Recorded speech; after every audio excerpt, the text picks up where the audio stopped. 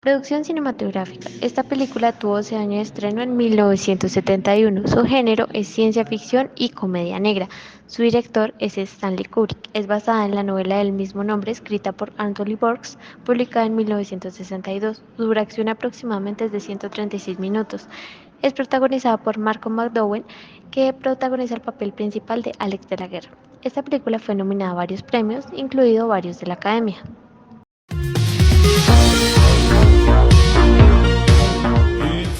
La naranja mecánica.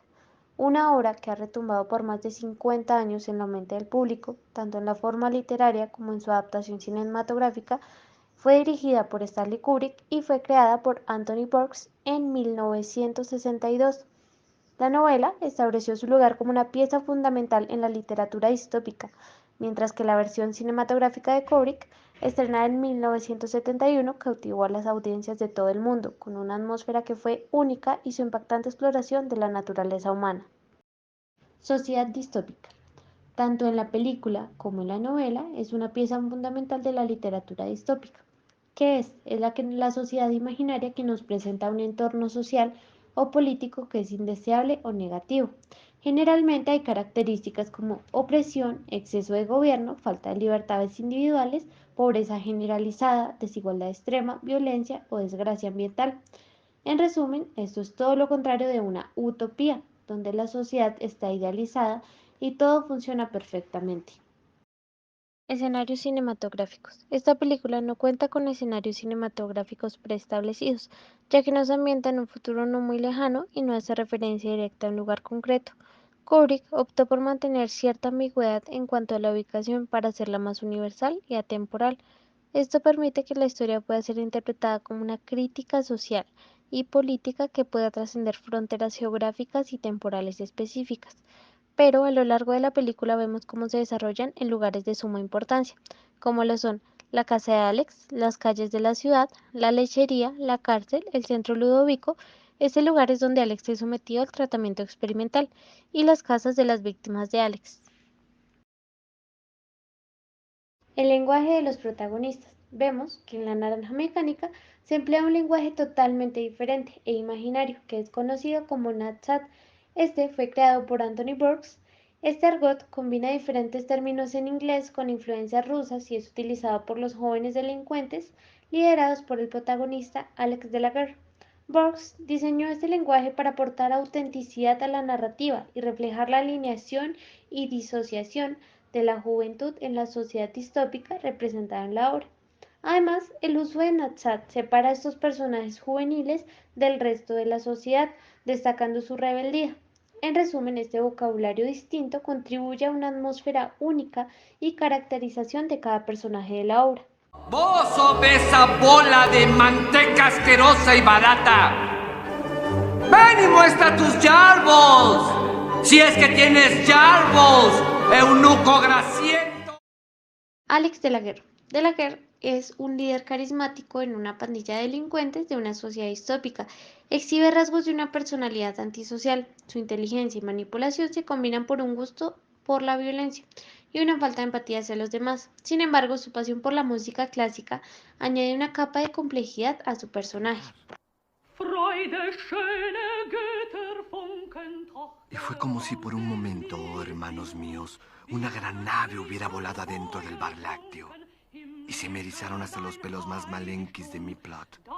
Y escalofríos me recorrieron de arriba a abajo, lentamente como si fueran lagartos malenquis, una y otra vez.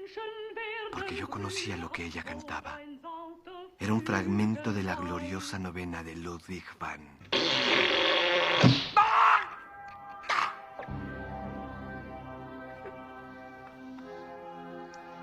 ¿Por qué hiciste eso? Por ser un hijo de puta sin modales y sin una duda idea de cómo comportarse públicamente ante las personas, mi hermano. Banda sonora de la película. La música de la película La Naranja Mecánica fue seleccionada por el mismo director, Stanley Kubrick, que es conocido por ser meticuloso en la elección de la música para sus películas. Es a considerar una parte integral de la obra y ha contribuido significativamente a su impacto cultural y su estatus clásico en el cine.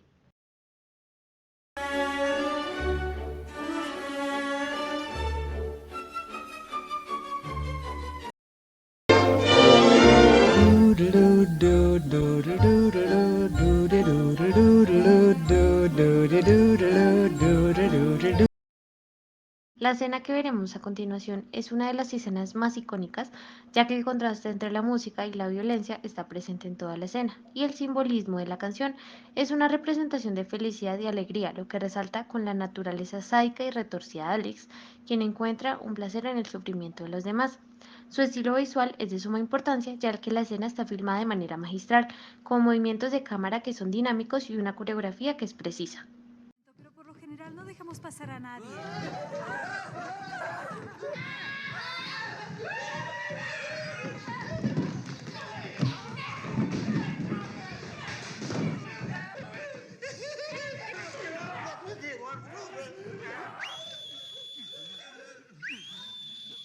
Bien, Pete, registro la casa. ¿Y tú, Tim?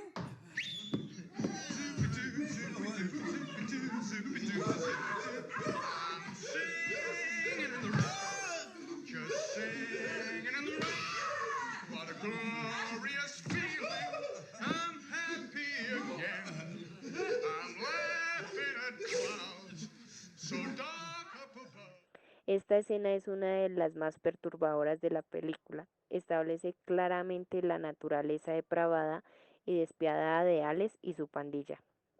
Después de este acto de violencia, la película continúa explorando la vida de Alex y sus interacciones con su familia, incluyendo a su padre y su madre, ambiente familiar disfuncional y la personalidad problemática de Alex, donde sus padres parecen temer de su propio hijo.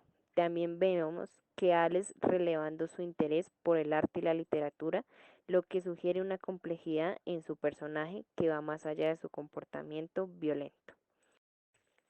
La música clásica, que suele acompañar las acciones de Alex, añade un tono perturbador a la escena, ya que la armonía de la melodía contrasta violentamente con la brutalidad de los actos que se están cometiendo.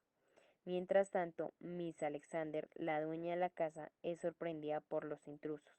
Solo entra Alice a la casa, ya que el resto está afuera para sorprenderlos, y queda atrapada en medio del tumulto. A pesar de sus súplicas y ruegos desesperados, es incapaz de detener la furia de los jóvenes delincuentes.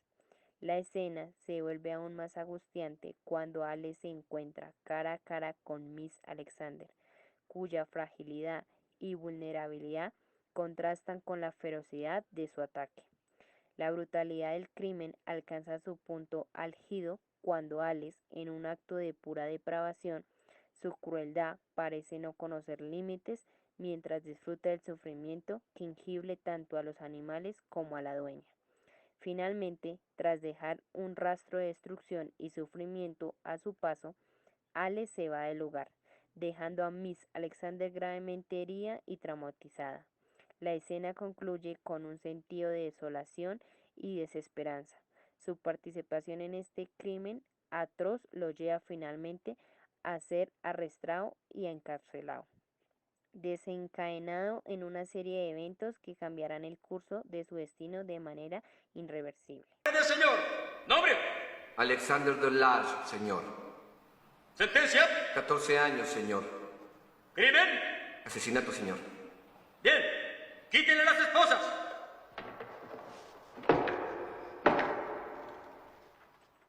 Tratamiento para Alex Delarge. Después de ser detenido, Alex se convierte en objeto de un experimento de rehabilitación conductual conocido como tratamiento Ludovico. Este tratamiento tiene como objetivo principal eliminar la violencia y la conducta antisocial en Alex mediante el uso de métodos psicológicos y técnicas de condicionamiento. El tratamiento se lleva a cabo en un entorno clínico donde Alex es sometido a sesiones terapéuticas. Durante estas sesiones es inmovilizado en una silla y le administran drogas que le provocan náuseas y malestar extremo. Al mismo tiempo se le obliga a ver imágenes de violencia extrema y escenas degradantes mientras escucha música clásica. El propósito de este tratamiento es asociar el malestar físico experimentado por Arles con la violencia y el comportamiento antisocial. Se espera que esto genere en él una aversión condicionada hacia la violencia, de modo que cualquier impulso de cometer actos agresivos sea suprimido por el recuerdo. Lo mismo sucede con una de las sinfonías de Beethoven, de las sensaciones desagradables durante el tratamiento. El proceso es profundamente traumático para Alex, quien sufre angustia física y psicológica durante las sesiones. Además, el tratamiento no solo afecta su comportamiento, sino también su entidad y su capacidad para experimentar emociones. Alex se convierte en un poco más que un autómata incapaz de ejercer su libre de distinguir entre el bien y el mal. Finalmente, es en esta nueva realidad que Alex se ve obligado a confrontar su humanidad y moralidad. A medida que los días transcurren, enfrentan desafíos tanto físicos como emocionales, que lo llevan al límite de su resistencia y lo obligan a confrontar sus miedos más profundos. La presión del entorno en el que antes era el agresor lo somete a una constante lucha interna, pero al mismo tiempo despierta en él una nueva fortaleza que desconocía poseer. Este giro inesperado de los acontecimientos presenta una paradoja dolorosa para Alex. A pesar de haber sido sometido a un proceso de rehabilitación, se encuentra ahora en la posición de víctima, enfrentando la misma brutalidad que alguna vez infligió a otros. Es una lección cruda sobre la naturaleza cicla de la violencia y la justicia, y sobre cómo nuestras acciones pasadas pueden volver a perseguirnos en momentos más inesperados. Al final de la película, el ministro del Interior le ofrece a Alex una recompensa por su cooperación en un esquema de prolongada política. El presidente, junto con otros funcionarios del gobierno, están interesados en utilizar a Alex como símbolo de su propuesta, rehabilitación, gracias al tratamiento ludóico. Le ofrecen a Alex una vida de comodidades y privilegios si colabora con ellos para presentar una imagen pública positiva de la efectividad del tratamiento. Esto implica participar en eventos mediáticos y convertirse en un testimonio viviente de la eficacia de sus políticas. En esencia, está tratando de manipular a Alex para que se convierta en una herramienta política que respalde su agenda. Su humilde narrador con sus débiles rookers y sus viejas garras callosas. Era la vejez apaleando a la juventud. Y no me atreví a hacer absolutamente nada.